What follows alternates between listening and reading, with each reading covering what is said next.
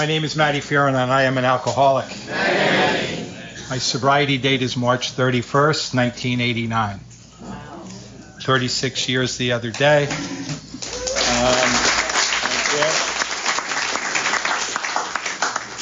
I say this in a kind and loving way I moved to South Florida 6 years ago after I retired from New York and New Jersey. And in New York, you have a sponsor, you have one home group, and when you celebrate, you get a medallion. You know, down here, it's my time here. I lovingly call it the medallion tour. You know, so, and then I have so many friends that we give each other coins, and the whole group of guys in our group. So it's been a habit of mine. Every time I speak, I always bring a medallion with me. And this one, I want to honor my friend Anthony, who for the last few years has given me a medallion. And probably some of the most powerful words that you ever need to hear is on each one of our medallions, right? And it's to thine own self be true. Now just mull that over in your head for a little bit. This is what we do. Like I said, I got sober in New York and New Jersey, and there's no, we don't do chips. You know, there's that. When you celebrate, you get a 90-day pin. Anybody wants to see? This is my original 90-day pin that my wife, when I had a year sobriety, she took to the jeweler, had it cast. And while I was in rehab in 1989, my 4 young kids at the time chipped in their money, bought me a crucifix. And Family Day, they brought me that. And I've worn it around my neck for the last 30-something years. Certain things that you'll hold on to that mean everything to us, right? So that's that. Here's what I want you to listen to about the 90-day pen. It's our triangle, right? In the middle is a little dot. And on the top is G, A, and then the dot. So all good sponsors, when they would give their newbie his 90 or her 90-day pin, this is what they would normally say. First of all, if you're going to drink, swallow this, right? That's the famous one there. But they would say, if you have God in one hand and AA in the other, you don't have a hand to pick up a drink. Perfect. There's so many sensible things that we hear here. For instance, all our slogans, right? That all you have to do is apply to your life. So I was just on the phone with Stevie B. He says, how you doing? I said, man, I'm pretty nervous, you know. Jimmy and I have been trying to do this for a couple of years now, and it never worked scheduling wise, but here we are. This is the time. So I got sentenced to 12 weeks, 90-something days, and here we are. So here's what I like to do. It's, again, when I got here, there's no 12-step speaker series in New York and New Jersey, right? And I got here, and it's like, oh my goodness, this is tremendous, you know. And I'm honored that Jimmy thought enough like that. And it's like, listen to these names that do this: Pat Rogan, Shannon does it, Russell Spatz, Peter Marinelli, Stevie B, Paulette R. These men and women, in my short time here, my 6 years here, have altered my sobriety, right? I got here with 3 decades. But what they presented to me in this form, it transformed a lot of my stuff. A lot of it had to do with my faith, how it injected that, my belief in God. I get right out front with this, and if this offends anybody, I'm sorry, you know. I don't like to give the usual cliche kind of, if it offends you, call your sponsor. But this has been my belief because I got here hopeless and broken, and I had no faith left. I had one as a young boy, as a young altar boy in St. Luke's Roman Catholic Church in Hohokus, New Jersey. But my faith, my belief, is the Trinity. A loving Father, His loving Son, Jesus Christ, and a beautiful and loving Holy Spirit. Amen. The triangle. I've always said I have no proof of any of this, but I've just always appreciated the fact that our slogan, our thing, is a perfect circle inside a triangle. And that's a trinity for me. So it's the lovely Janet and I were talking, and she's a good cheerleader, and we just finished up with Russell. So when I was a sophomore in Don Bosco High School, they would have these funky electives that you could take every year. My freshman year, I took Latin. Some of it I liked. I liked the history part of it, but it's the bomba spot. You had to memorize really like that. Second year and a sophomore, the elective was public speaking, right?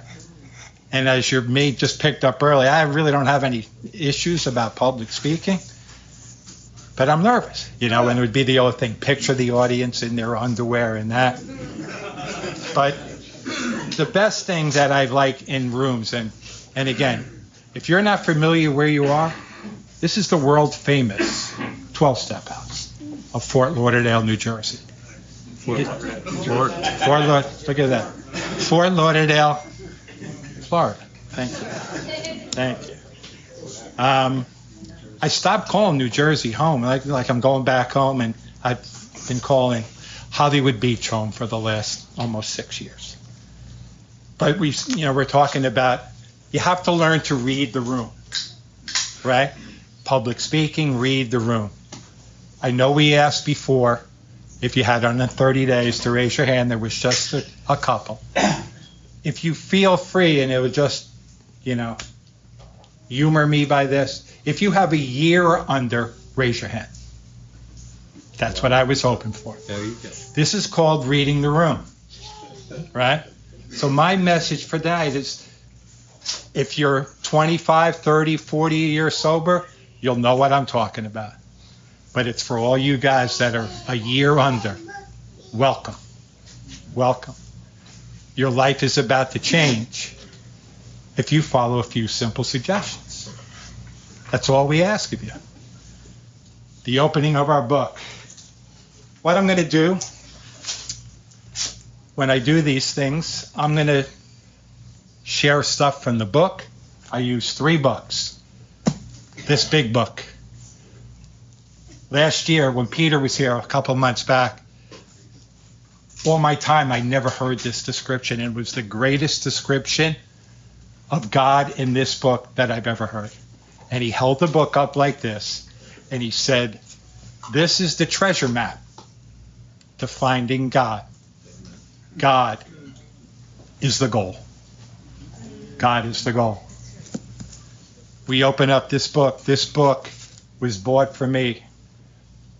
3 men in my union, 12 did a 12-step call on me, March 31st, 1989. It was my, believe it or not, my wedding anniversary was the same day. And I've had horrific drunks. I did horrific things. I ended up in horrific places. But this day I was out doing my normal thing. My job was holding on by a thread. The 3 men who would later 12-step me, he called me up to his office, and him and I drank together, and his name is Lee Kopp. He uses his last name.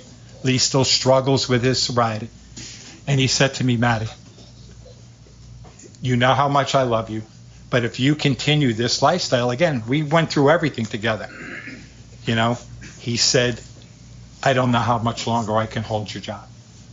So here's what I want you to do. I want you to leave now, go home, talk to your wife. He knew my wife very well. He was in my wedding.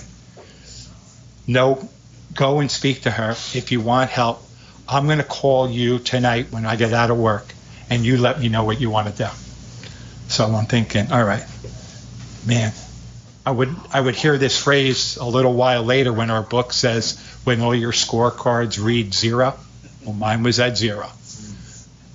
But for many, many years, ladies and gentlemen, I knew I had a problem with alcohol. And I always identify myself as an alcoholic. I've done every drug under the sun except shooting heroin. A lot of us of our age did that. But it was always the drink. the creditor, the rapacist creditor, right? King alcohol. And I knew it. And I knew the uncontrollable things that my life was falling apart. But you know what? I was willing to take the hit because I didn't want to give up that lifestyle. There was nothing more important to me than going to bars and going to clubs and being the so-called norm center of attention.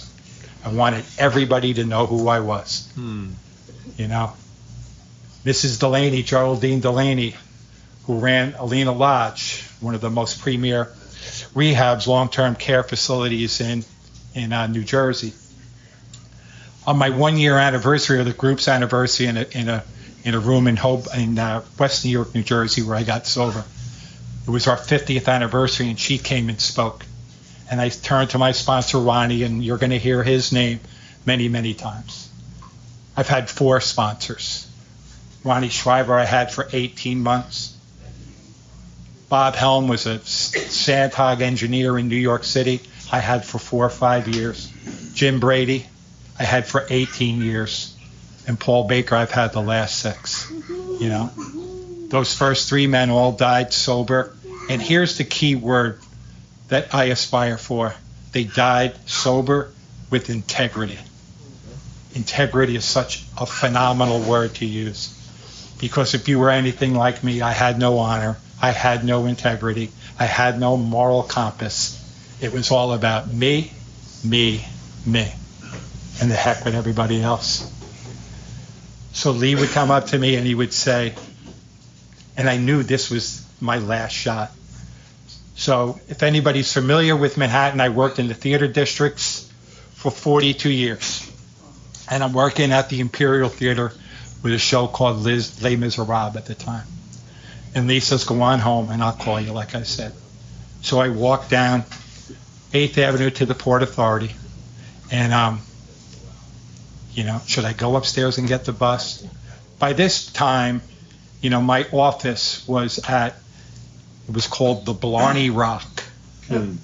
Now, it was a step below the Blarney Stones. See, the Blarney Stones are all over New York, right? It's an Irish steam food working man's bar. So the Blarney Rock was like a step below, if that's anything possible. But I had my own stool there. Chris Walsh, the bartender, was my spiritual advisor. And I went into him and, Matty, what's wrong? I said, Chris, they called me up again at work. He told me if I don't shape up, they're going to let me go. I said, I'm so freaking much in debt. I'm trying to catch up. I got a wife and 4 kids at home. Let me buy you the first. Let me buy you the first one, right? Meaning that there was be payment for the second to the 20th after that, right? You know, I can't pay my mortgage. I'm 2 years in arrears, and I'm putting Chris's kids through school. So he says to me, I said to him, do you think I have a problem with alcohol? Straight up, no. Let me buy you a drink. So I sat there most of the afternoon. I went home, and I walked in, and she was there, and I said, if Lee happens to call tonight, tell him I'm sleeping. And the phone rang, and she walked in with the phone. Exactly. And I gave her that look, right? And he said to me, what's the matter? You afraid to call me? Fear. Our disease is a fear-based disease that centers in my mind and creeps into my heart and destroys my soul, right? And I said, no, I just fell asleep. He says, what do you want to do? And I knew all bets were off. He says, I'll be at your house at 6:30 in the morning. And they came by and they picked me up. He never 12-step alone. There was another man with him, a fellow by the name of Jim Gatens, who would be one of my loving brothers, mentor for many, many years. And they took me down to Red Bank, New Jersey. I met this Dr. John Paul Swidrick, who's helped hundreds I think he just ended his practice, hundreds and hundreds of men and women who suffer from the disease of alcoholism. And I went into detox, into rehab, into this place called Century House. And that was March 31st, 1989. And I haven't had a drink since. Now that's not, I like when Paul says, and I haven't had a drink since, even when I wanted to. I can honestly tell you, I don't think I don't want to say I didn't want to. There was thoughts of it naturally. But something happened along that way. And it's what we discover when we talk about the 12 steps of Alcoholics Anonymous. They write the book, right? They start, I'm going to get into some of the history. My brother Dale P. right there was one of the world's greatest entertainers, musician. I love him. I love music. I love lyrics. I love the written word because it applies to my life. When I do these little kind of talks like that, I'll always pick out something to start off with, and I'm already 15 minutes in. So, Bill and Bob meet in 35. The book comes out, I think, April of 1939, which was this month, right? And Works Publishing, him, Hank Parkhurst, they're making phony sock certificates, and out goes the book, and here they are, right? And I don't know, late 40s, early 50s. The 12 and 12 come out. They've advanced their knowledge. They've done that. It's when we start to talk about the traditions and the principles. If you're anything like me, like I said, when we get here, broken, hopeless. But that step one gives you hope. But you don't get the hope until step two, because first we want you to be honest. Right? When they wrote the steps, when there was about an honest desire to stop drinking, they knew no alcoholic that was worth his weight could be honest. So they took that part out. Now it's just a desire to stop drinking. The only requirement for membership is a desire. They pulled out the honest. And honesty becomes our first principle. There's my phone. This is my favorite prayer about honesty. Lord, please make me pure of heart. Help me be a person of honesty and integrity. May the truth that you place in my heart be the basis of my actions and my words. May I speak with a clear conscience, always speaking what you give me to speak. That's what I'm doing here tonight. Today I think, and I've been told by friends in the program, that I have integrity. I hope so. I hope when the good Lord puts his hand on my right shoulder and tells me it's time to come home, that people will say Matty Fearon was a man of integrity. I hope. I've always talked about when we would do a talk or a discussion about fear, right? This is a fear-based disease. I always introduce myself with my last name, and if you picked it up, it was, thank you, Carissa. I should have, see, I don't even listen to myself about turning your phone in. I will send you that prayer.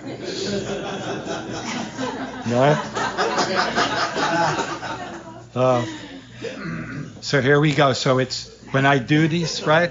So we talk about the principles in that, the traditions in that.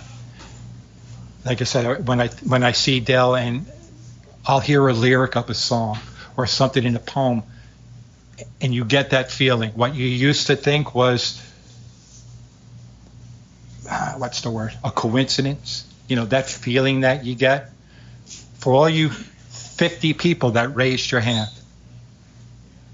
that's called a spiritual awakening. That feeling that you get when you hear those things. Just quickly, I wanted to mention this, but then I didn't because it's a fact. But I want you guys to be encouraged that there's help here, there's hope here for the hopeless, and your future can be bright. I want you to look around. For everybody that raised your hand that's under a year, and look around to the person sitting next to you, around you like that, because sadly, most of them won't stay sober. It's a hard fact on it. I know when I was in, like I said, Century House, it was my last week coming out. You know how you can remember things with total euphoric recall? That's a gift that the alcoholic has. Total euphoric recall. I could sit at the bar, look at the smoke glass window behind, sipping my Heineken and shot of Jack, and have that recall. If my life was only this, if my life was only that, and get that recall. But what it came in the recall that we can get, it's my last week in Century House. And two things would happen that week. We would go in the Lush bus, as they called it. You know, Frankie drives all the vans around, drug buggy, Lush bus, whatever you want to call it. If you're in it, stay in it. If it gets you to a meeting, get a good seat and stay in it. So I'm we would go out every night, and then the director came in and said, we're not going out tonight. Tonight is the premiere of a Hallmark Hall of Fame made-for-TV movie called My Name is Bill W., starring James Garner and James Wood.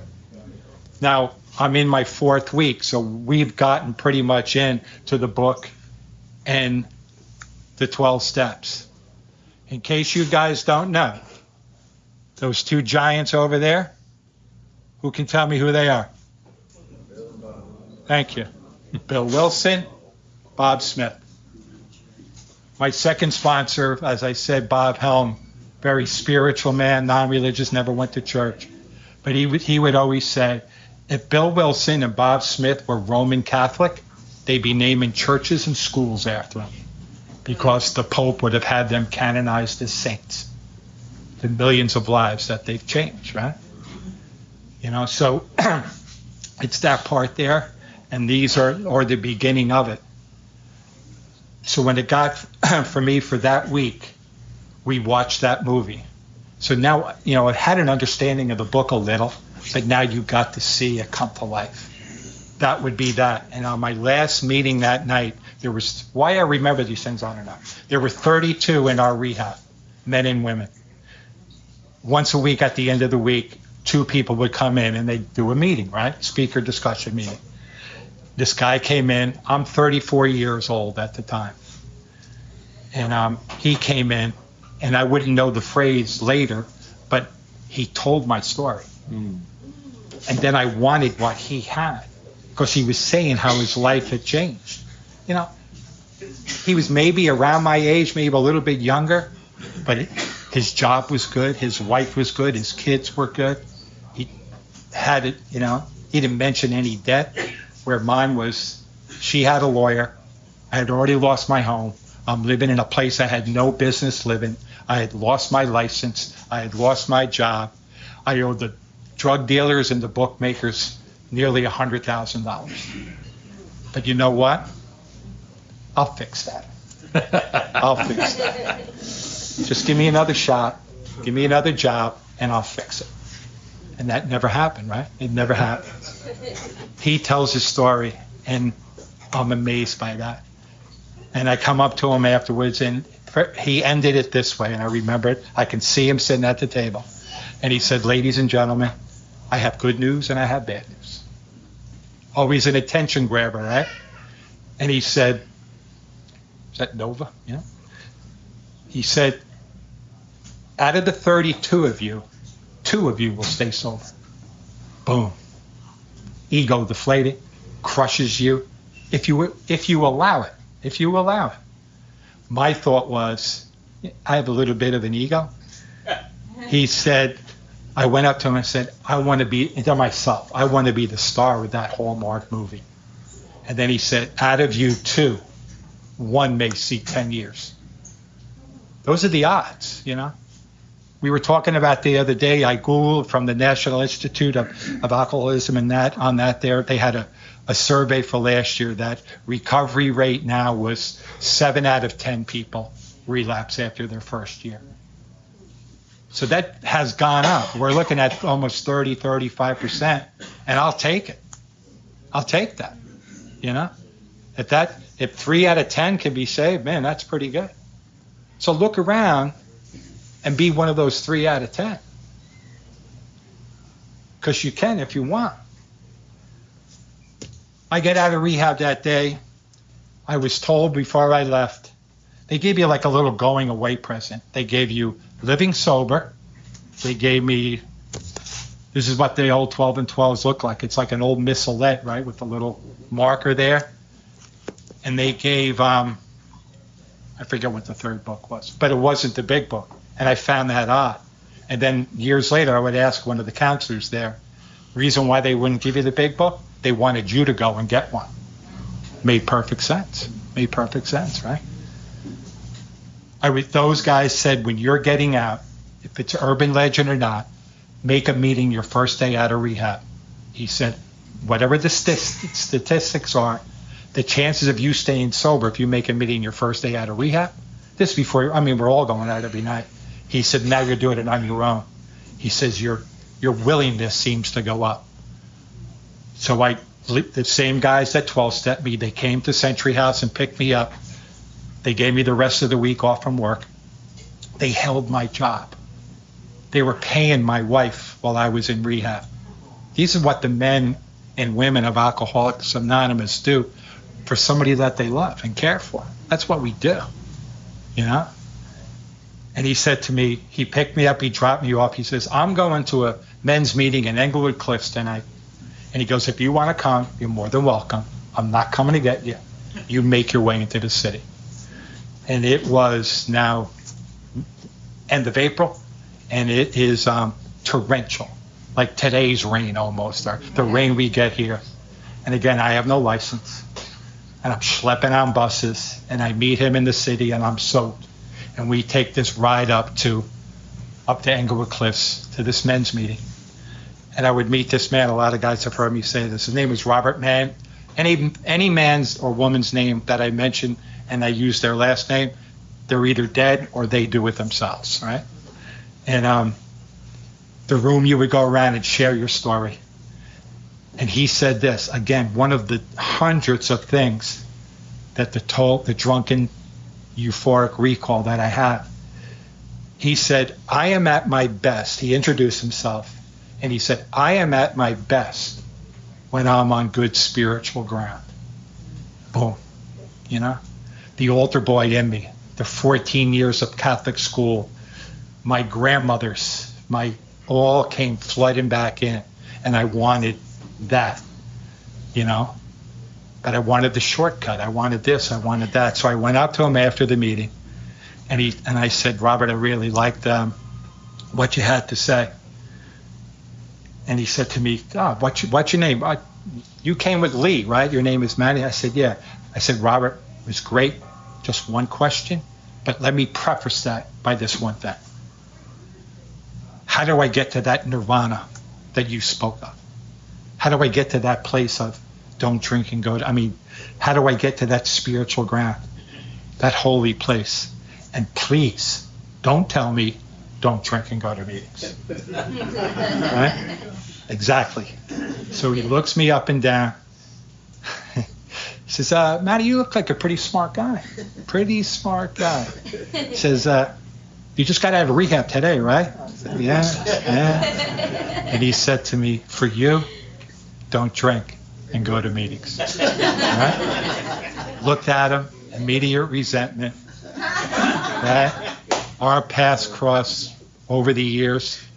One of our guys down in the Jersey Shore who's on, Matty, he cuts his hair in his barbershop in wherever Matt lives, Brick or Tom's River or whatever it is. But these are the things that you'll hear in early recovery. And he told me, get to a meeting your next night. Find yourself a home group and a sponsor. And that's what I did. And I went to this Tuesday night meeting the next night, would become my home group. Lee said, I want you to ask for this man, Ronnie Schreiber. I love Ronnie. Ronnie Schreiber, John and I were sharing some stuff the other night. Ronnie, I was only in my life for 18 months, but he taught me this. We went through the first 9 steps together. Ronnie's deal was that he would buy you, if he took you on as a sponsee, he would buy you this big book. He bought me this April of 1989, and you can see what it looks like. It's been taped, retaped, and retaped. I have 30 years worth of notes all throughout it. The pages are held together and there's stuff all in here that each one has a meaning to me, right? And here it is, July 20th. When they picked up my first drink was July 20th, 1969. And why I remember that? It was the night the men landed on the moon. And my church, St. Luke's, was having a big CYO dance. And yours truly and his 3 BFFs obtained a case of Colt 45. And we sat in his basement, his parents' basement, chug-a-lugging Colt 45s. And to make matters worse, somebody had a bright idea, why don't we do some shots? And you had to pick behind this full bar what you wanted to drink. See, so now it's 1969.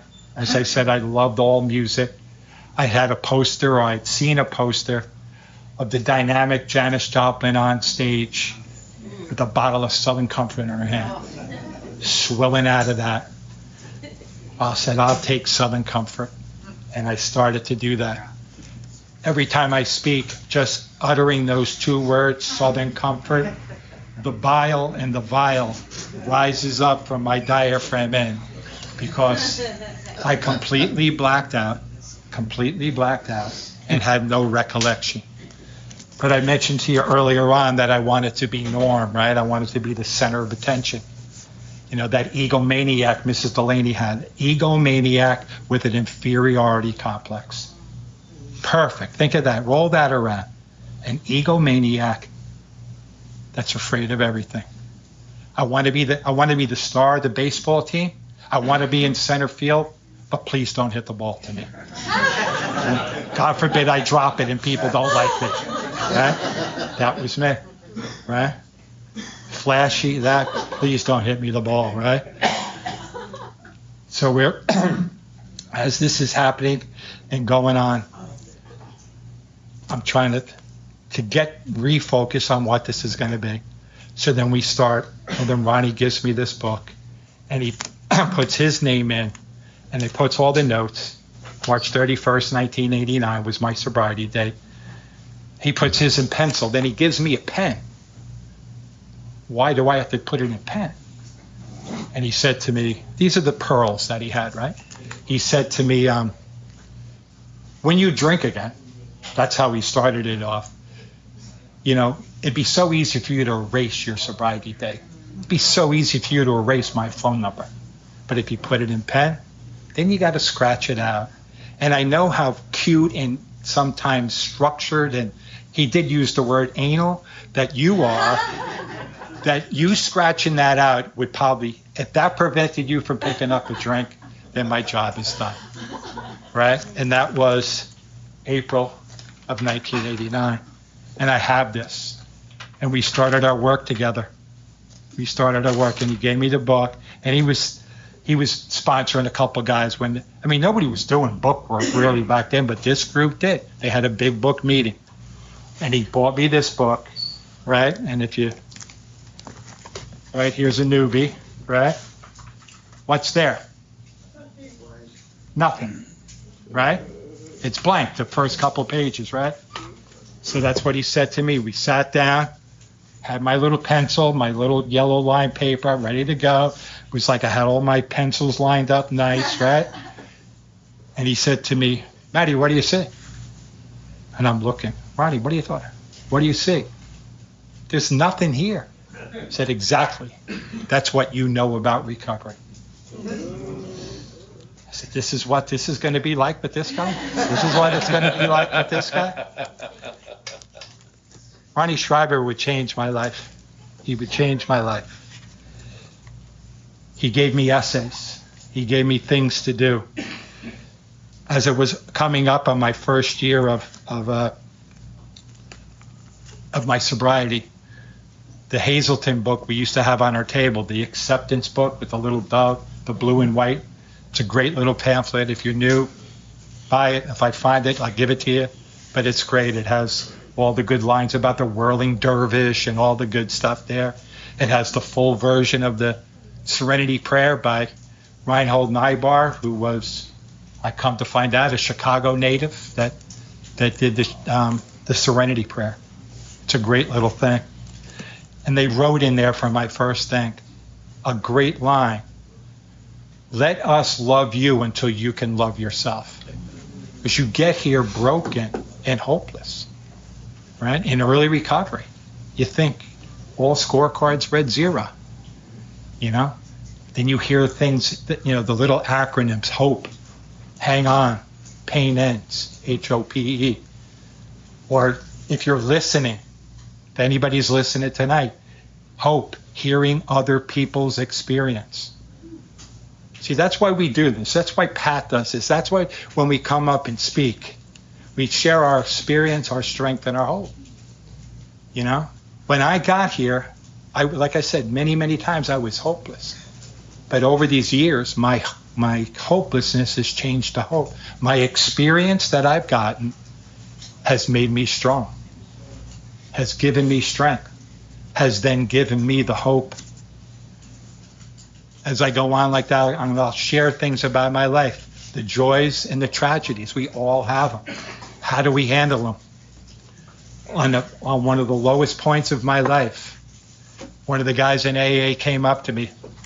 It's in my pocket. I'm not going to take it out because it's all dog-eared. And it was a 4-fold.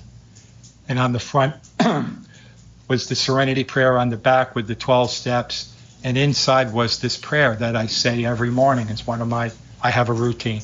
And this prayer said this: God, help me understand. Oh, wait. It'll come to me.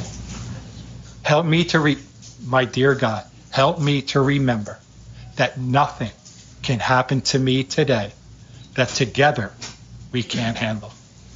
Right? I said earlier on, if you have God in one hand and AA in the other, you won't have a hand to pick up a drink. This book was pointed out when we speak.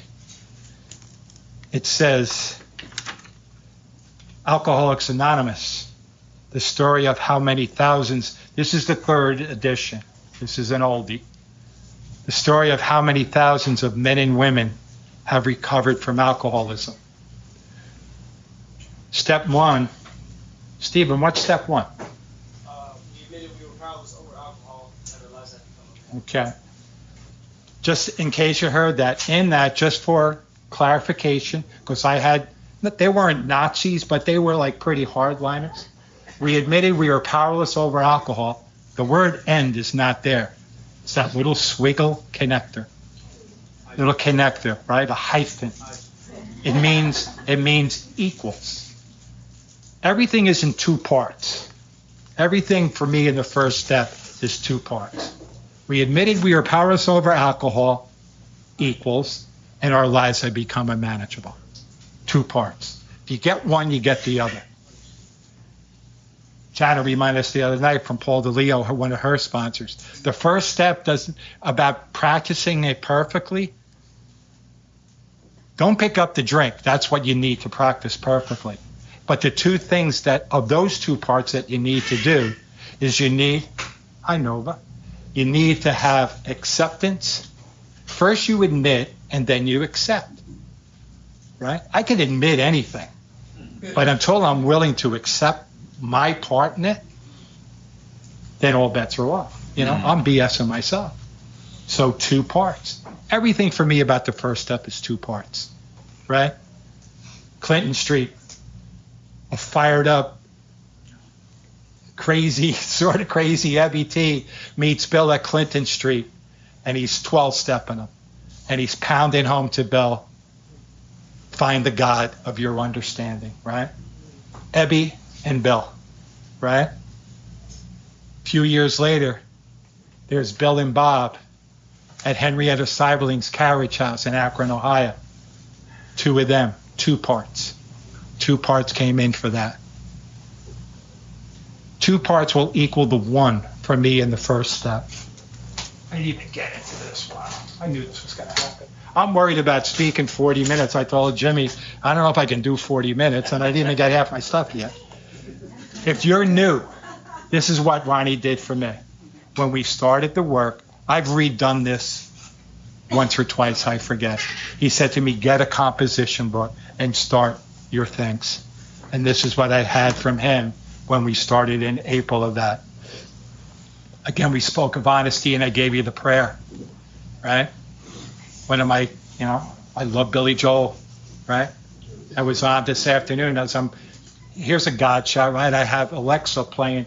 Alexa, play today's adult alternative music. For some reason, Billy Joel's Honesty came on.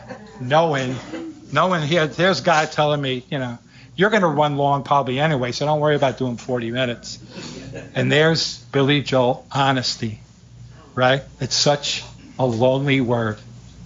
What's the next line, Dale? Everyone is so untrue. Everyone is so untrue. I was so untrue when I got here. So untrue. I lied to everyone. But that's not the way it is today. We admitted we were powerless over alcohol. It was that. I'm going to finish up with this because these are some of the high points that we have. As I said, these are the men and women who I mentioned my 4 sponsors. There's 2 men who there's 4 men who I never met. Father Martin does Chalk Talk, was a big rehab back in the day. One of our guys the early 80s comes back from Miami with a cassette series, and we had a step meeting at our home group, and we pushed in the tape, and I heard the voice of Ray O'Keefe. These are disembodied voices that I'm hearing on a cassette tape that altered my sobriety. You'll never know where you're going to get the direction or the spiritual experience that you need to stay sober. Listen to Ray, Google it, Ray O'Keefe, 12-spit. He's phenomenal. He's phenomenal. One of the things he said, and I'm going to end with this here now, on step 1. Self-knowledge is nothing. He talks about it's the we. We admitted we were powerless. He focuses all on that. I tried hundreds and hundreds of times to stop drinking. I promised everyone. Some of us Irish Catholics would take the pledge during Lent. I'm not going to drink during Lent. But then there was, St. Patrick's Day doesn't count. So there was always that. Just the stupidity of that, right?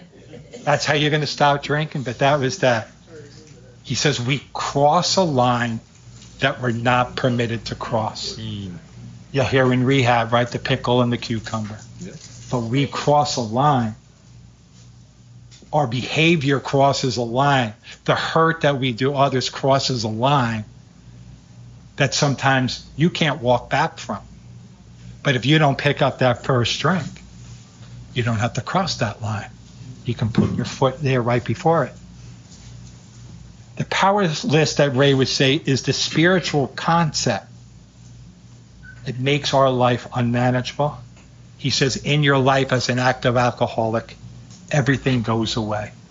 You lose everything, like so many of us. You must, first thing, and the only perfect thing about it was, as we said, as Paul DeLeo said to Jana, step 1 doesn't mean you're not going to. Step 1 means you're going to drink again. The only thing you need to practice perfect is not picking up the first one. But the premise of it is you'll drink again if you don't follow those 2 things. Accept, right? And admit. Because I'm going to close. One of my favorites, a lot of guys have heard it. I was talking to one of my sponsees just before. They're having trouble in my own home group. 5 senior members have died in the last year. Guys with 40 plus years. Mother Nature, It's the nature of things. These were the men, when I got there 36 years ago, that brought us all in. And the group is in trouble because the senior members are gone. And now it's like a little funky. And my real spiritual advisor, who was not the bartender, Chris Waltz, but his name was Patty Brennan. And he always closed this way. A lot of guys have heard me say this, but if you haven't, listen, because it's a beautiful thing. Because it can happen to you. And Patty would say, ladies and gentlemen, I want to thank you all for inviting me here tonight. You've been a great audience, and I want to thank you. And I want to just say this one thing to you. I want to thank each and every one of you, because you never promised me that you would open up the gates of heaven and let me in, but you opened up the gates of hell and you let me out. And for that, I'm forever grateful. Thank you.